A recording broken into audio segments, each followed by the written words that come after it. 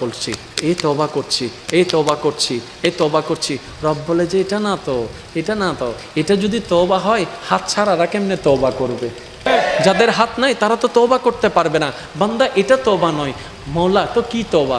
রব বলে মন থেকে একটু বল না, মন থেকে একটু ডাক। মৌলা আমি যদি এখন মসজিদে যাই, সবাই আমার দিকে চোরের মতো তাকাবে, বলবে যে নিশ্চয়ই কিছু অঘটন করেছে তাই মসজিদে এসেছে। মৌলা আমার ইজ্জতের উপর হাতরা আসবে। রব্বে করিম বলে মসজিদে তোর যাওয়া লাগবে না, তুই ঘরে যাই নামাজ বিছা। মৌলা যাই নামাজ বিছালে তো ঘরের মানুষে ঠাট্টা করা শুরু করবে। বান্দা বলে যে এটাও পারবো না, এটাও পারবো না। রব বলে একটা কাজ কর, কিচ্ছু করা লাগবে না, তুই শুয়ে শুয়ে যদি মন থেকে একবার বলস ও রহমান, ও রহিম, ও গফফার, ও সত্তার, ও খালিক, ও মালিক, তুমি ছাড়া তো আমার কেউ নাই।